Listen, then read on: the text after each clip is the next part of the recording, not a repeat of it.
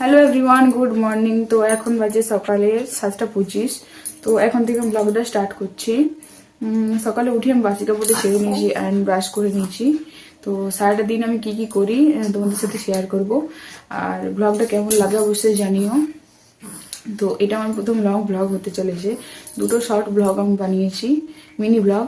তো এটা আমার প্রথম লং ব্লগ। তো অবশ্যই ভালো লাগলে একটা করে লাইক করে দিও। চলো আজ সারাটা দিন কী করি তোমার সাথে শেয়ার করি। সকালে উঠে আমি বাসি কাপড়টা ছেড়ে নিই, তারপর ঘরের কাজ শুরু করি। তো প্রথমে আমরা যে রুমটা থাকি, আমি, আমার হাজব্যান্ড এবং বেটু, ওই রুমটা আগে পরিষ্কার করে নিলাম। হাজব্যান্ড সকালে কাজে বেরিয়ে গেছে, সেই দুপুরে আসবে খাওয়ার সময়। তো এই যে দেখতে পাচ্ছ, কম্বলগুলো পাট করে গুছিয়ে রেখে দিলাম। তো চলো সারাদিনে যতটুকু পারি শেয়ার করার চেষ্টা করব।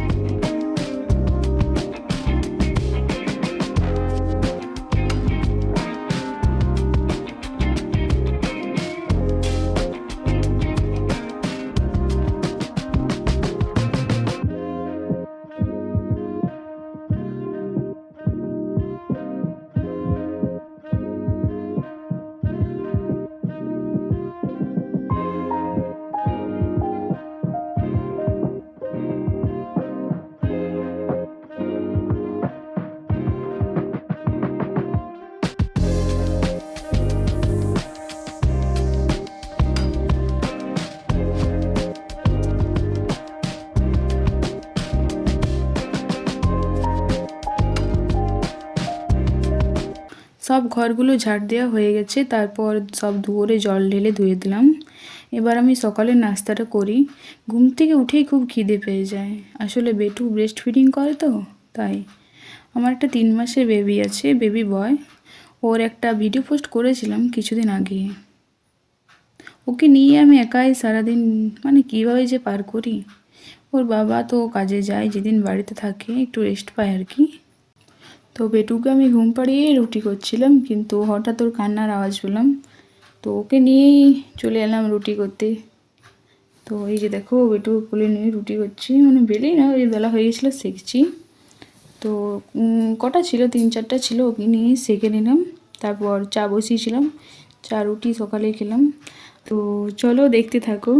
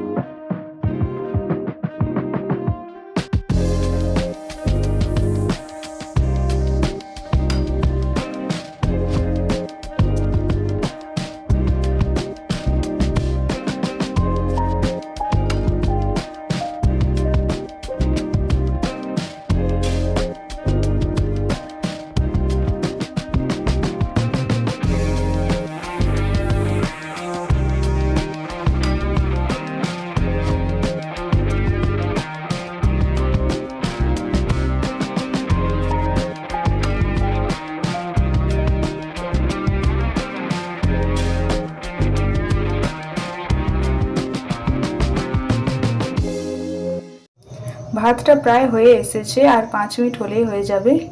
আজ রান্না করেছিলাম নিম বেগুন, পাট শাক আর পোস্ত। তো এখানে আমি বেগুনটা একটু ছোট ছোট করে কেটে নিলাম, জলদি সিদ্ধ হয়ে যাবে তাই। ভাতটা হয়ে গেছে, উল্টে দিলাম। এই রান্না করতে করতে কতবার গিয়ে বেটুকে দেখে আসছি। একাই থাকি তো, তো মনে হয় মায়ের মন তো, কি জানি কান্না করছে, না কান্না করলেও মনে হয় যেন কাঁদছে। নিমগুলো আমি রোদে দিতে ভুলে গেছিলাম, তাই কড়াইয়ে একদম খড়খড়ো করে ভেজে নিলাম। তেল দিইনি, শুকনো কড়াইয়ে। তো তারপর বেগুনগুলো ভালোভাবে ভেজে নিমটা একদম গুঁড়ো করে, নিম পাতাগুলো একদম গুঁড়ো করে কড়াইয়ে দিয়ে নিলাম। তো আর দুবার নেড়ে মানে বন্ধ করে দিলাম। এবার যাব স্নান করতে। তো স্নান করে পুজো করব, চলো দেখতে থাকো।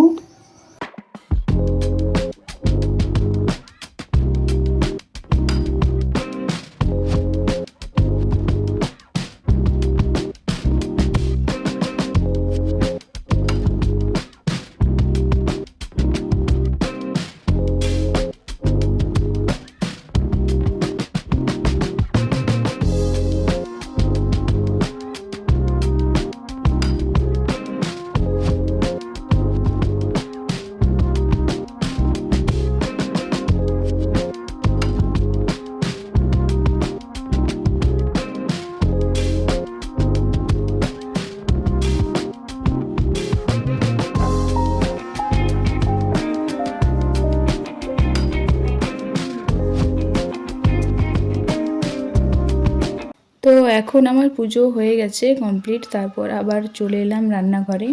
রান্না সব হয়নি এখনও। পোস্তটা আমি আগে থেকে ভিজিয়ে রেখেছিলাম, তারপর বাটলাম। ভিজিয়ে রাখলে বাটতে সুবিধা হয় আর কি। আলুগুলো ভেজে তারপর পোস্তটা দিয়ে দিলাম। হাজব্যান্ডও চলে এলো তাকে, তো ও গেছে স্নান করতে। আমি ততক্ষণে পোস্তটা করছি। আসলে একা বাচ্চা নিয়ে থাকি তো, মানে সব একসাথে ম্যানেজ করতে পারি না। তাও ও থাকে বলে মানে অনেকটা সুবিধা হয়। আর যেদিন একাই থাকি ওই দিনটা মানে আমি যে কী করে পার করি। তো এই দেখো পোস্তটা আমার সিদ্ধ হয়ে গেছে, সিদ্ধ করেছিলাম আগে থেকেই।